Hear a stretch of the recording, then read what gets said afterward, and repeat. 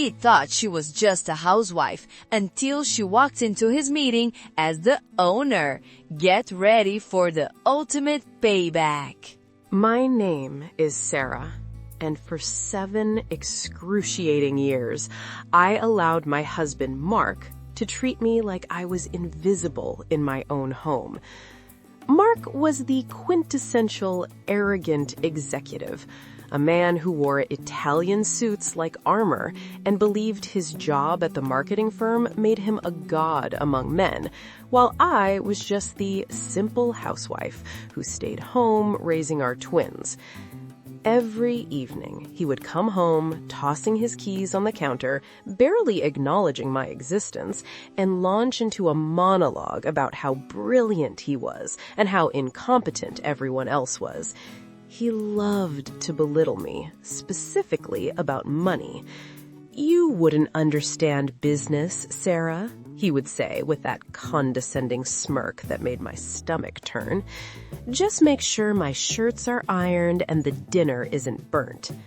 He treated me like a servant, completely forgetting that before I became a mother, I had graduated top of my class with an MBA, and that the modest inheritance I received from my father was actually a logistics empire worth millions. I kept my wealth a secret because I wanted to be loved for who I was, not for my bank account. But as the years went by, I realized Mark didn't love me. He loved having someone to control. The breaking point came 2 months ago at a company dinner when he laughed with his colleagues and called me his trophy wife with no brain. I smiled through the tears, went to the bathroom, and called my family lawyer, crying, telling him to initiate the hostile takeover of Mark's company. I wasn't going to divorce him yet. I was going to own him.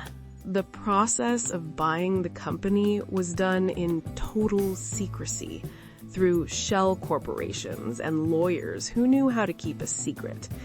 For weeks, I lived a double life. During the day, I was the submissive wife making peanut butter sandwiches. But while Mark was at work, I was on conference calls deciding the fate of his department. It was terrifying and exhilarating. I watched Mark come home sweating, nervous, complaining that a mystery investor was buying the firm aggressively. "He's going to fire everyone, Sarah," he would scream, pacing around our bedroom in his boxers. "I have to impress him. My career is on the line."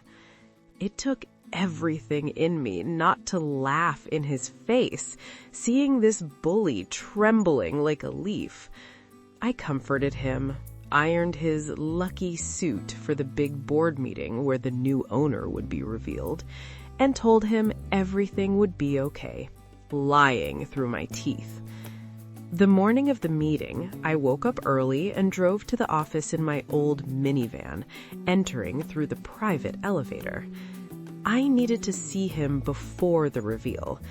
As I approached his office door, which was slightly ajar, I heard giggling. It wasn't work. It was intimacy. I peeked through the crack and saw Mark sitting on his desk with Jessica, his young secretary, on his lap. He was stroking her hair and saying, "Don't worry, babe. As soon as I charm this new owner, I'm dumping Sarah, she's such a bore, and we'll take her money and go to Bali." My heart shattered into a million pieces, realizing he was planning to discard me and our children like trash. Wow, he was planning to dump her and steal her money. If you were Sarah, would you fire him quietly or destroy him in front of everyone? Comment fire or destroy right now. I stood up, and for the first time in years, I felt tall. "I heard your little conversation with Jessica this morning," I announced to the silent room. "You said I was a bore and that you wanted to take my money to go to Bali." Mark tried to speak. "Sarah, wait, it was a joke." But I cut him off. Since you're so eager to leave, let me help you. I pulled a document from my folder. This is your termination letter, effective immediately for gross misconduct and conflict of interest. Mark looked around the room, seeing his colleagues staring at him with pity and disgust. And one more thing, I added, leaning in close. I'm freezing our joint assets pending the divorce, so I hope Jessica likes guys who take the bus, because the company car stays here. He started to cry, begging, Sarah, please, think of the kids. I am thinking of them, I replied coldly. I'm showing them that their mother is not a doormat.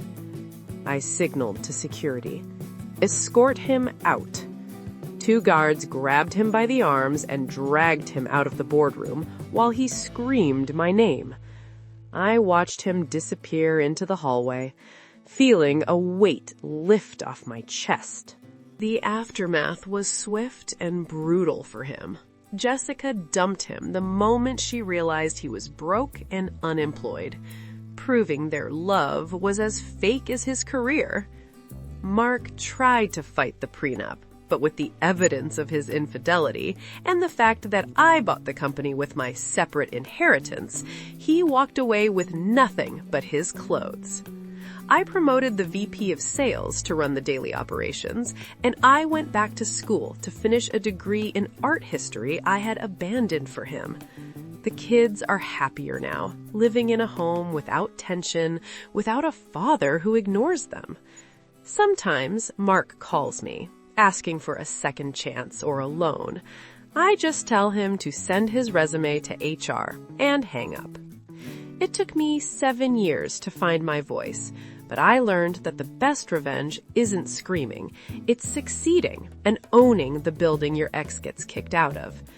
If you ever feel small in your relationship, remember, you might be a CEO in waiting, just waiting for the right moment to sign the papers. What a legendary queen! She didn't just divorce him, she became his boss. If you loved this revenge, subscribe to the channel for more shocking true stories every day.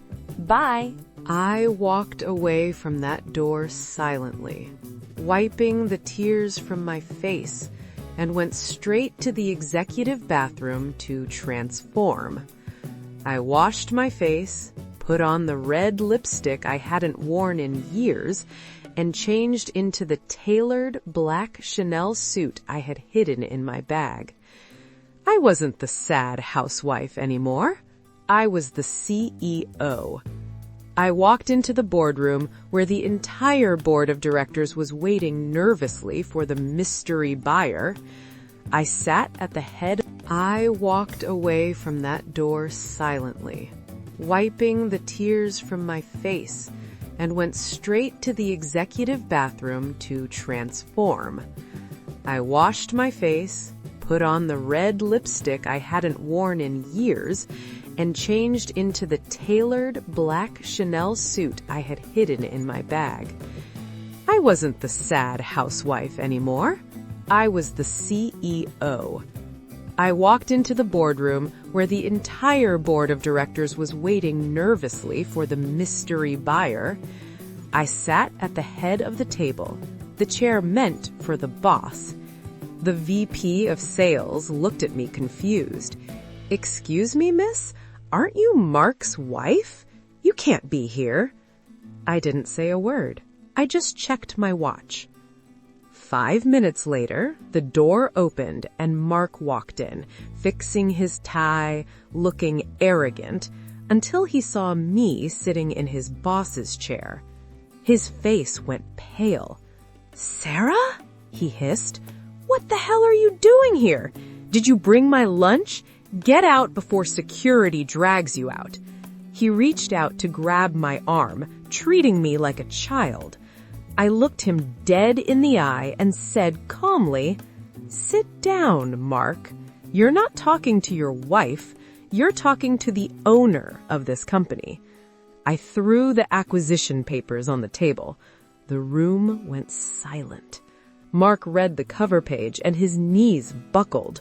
You bought it?" he stammered, looking like he was going to vomit. "Yes, Mark, using the money you thought I didn't have."